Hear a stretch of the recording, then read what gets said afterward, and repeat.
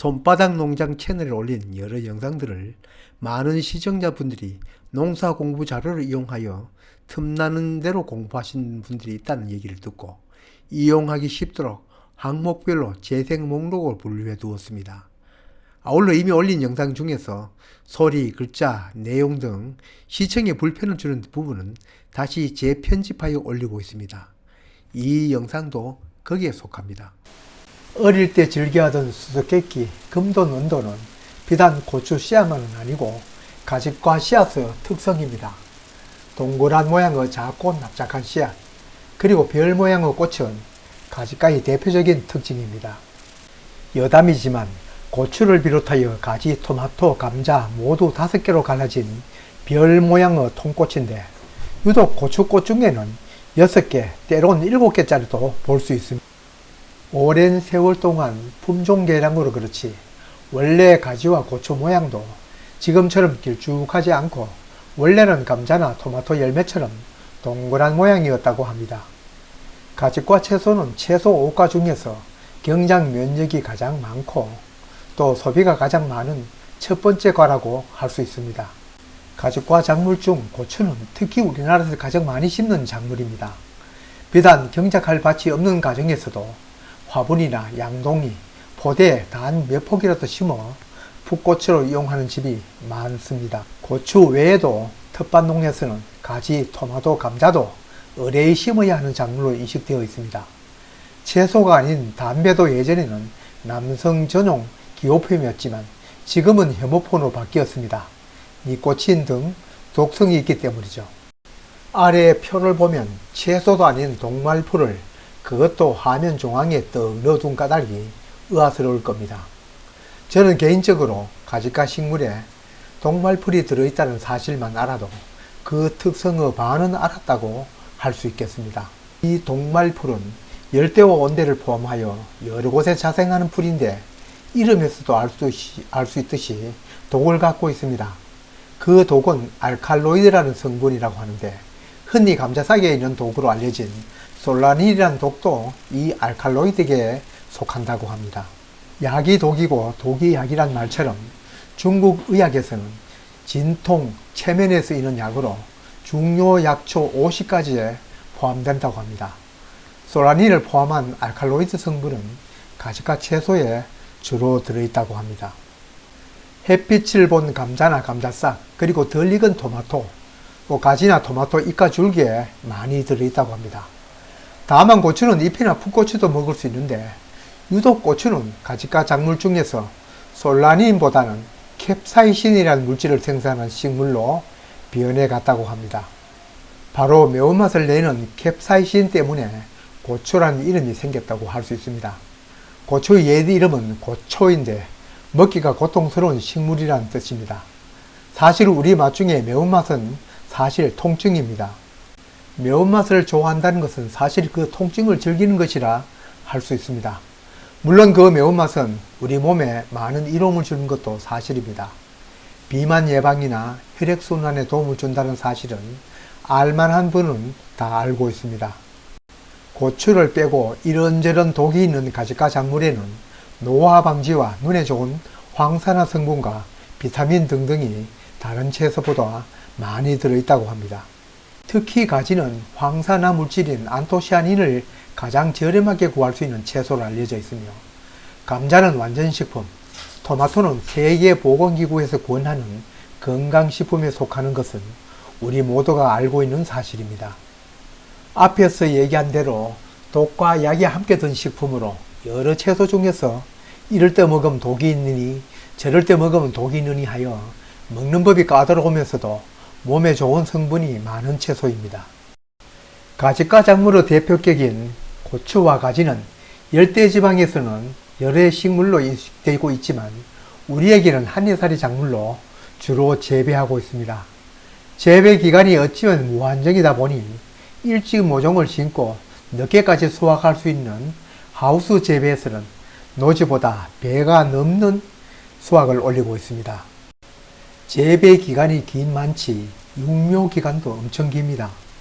보통 육묘장에서는 1월 말 2월 초에 씨앗을 파종하여 석 달 동안 육묘하여 4월 말이나 5월 초에 봄밭에 정식합니다.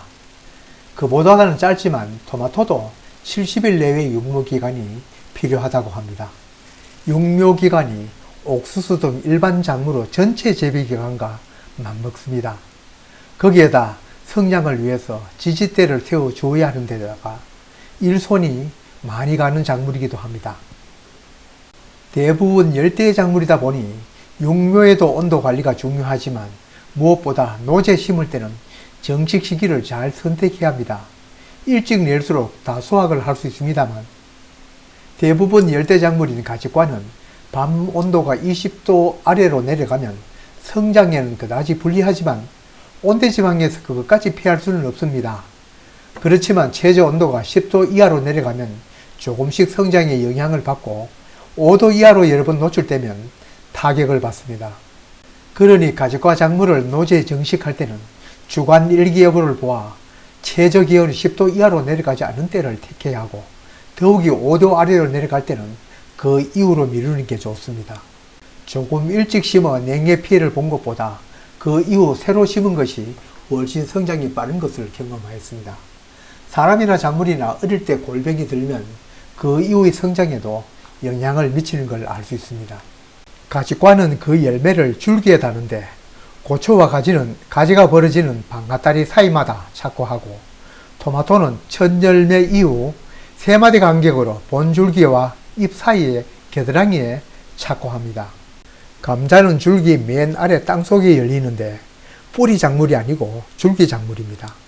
따라서 감자는 씨앗으로 넣은 씨감자 위에 열리니 되도록이면 깊이 심는 것이 좋습니다. 이들 가지과 작물은 줄기와 잎 사이에서 새순이 잘 돋는데 이를 정리해야 합니다. 정리하는 방법은 작물마다 조금씩 차이가 있습니다. 고추는 처음 갈라지는 줄기, 즉 첫 방앗다리 아래 가지는 모두 제거하거나 한두 줄기는 그대로 두고 키웁니다. 어느 것이 나은가는 서로의 장단점이 있습니다. 가지도 약간의 차이는 있지만 방앗다리 나는 모습은 고추와 비슷합니다. 첫 방앗다리 아래나 그 위 방앗다리 정리는 유인하는 의도에 따라 달리합니다. 토마토는 큰 토마토는 엽겨순을 모두 제거하여 외줄기로, 방울토마토는 의도에 따라 한두 줄기로 키웁니다. 감자는 줄기의 곁가지를 제거하진 않으나 씨감자 눈에서 올라오는 여러 개의 싹 중 한두 개를 제외하고는 제거합니다. 이처럼 가지과 작물은 곁순이 많이 올라오고 또 이걸 정리해야 하는데 작물마다 약간의 차이가 있습니다. 같은 과이다 보니 고추와 가지, 토마토와 감자끼리 접을 붙일 수도 있습니다. 물론 초수가 떨어지다 보니 고추와 고추, 토마토와 토마토 간보다는 접이 수월하지는 않지만 접을 붙일 수 있습니다.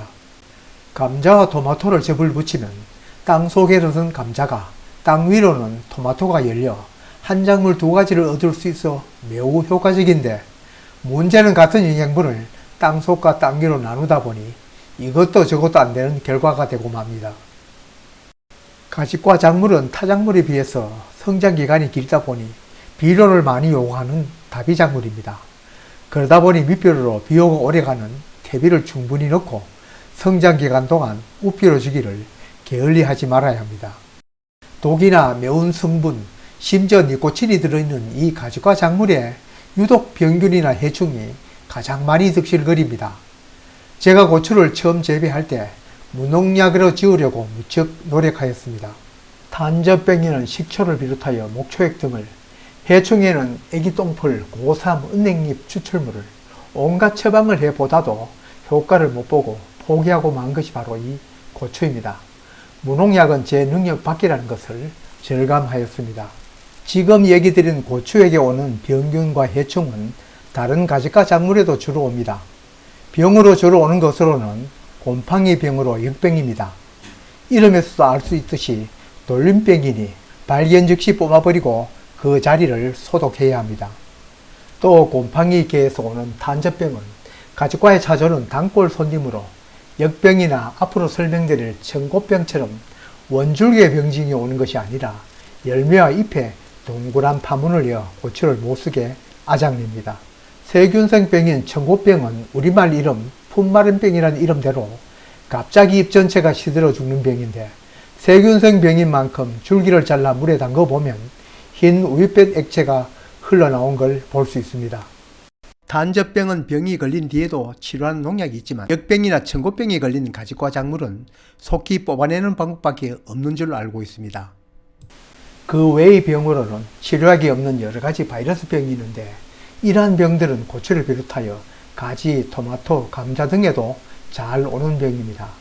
특히 고추와 가장 닮은 구기자의 탄저병은 어찌 그리 많이 오는지도 모릅니다. 그러니 같은 과인 가지과 작물은 가급적이면 서로 떨어져 재배하는 것이 병충해 예방에도 도움이 됩니다. 그러니 각각의 작물 재배에서 과를 알아야 하는 이유입니다. 물론 다음에도 그 자리에는 같은 과 작물을 심지 않는 것이 좋습니다. 이러한 병균은 땅 속에서 2, 3년, 심지어는 5년까지 남아 생존한다고 합니다. 원래 고추를 심은 자리에는 감자나 토마토, 가지 대신 십자학과나 화분과 국화과 같은 작물을 심는 것이 좋습니다.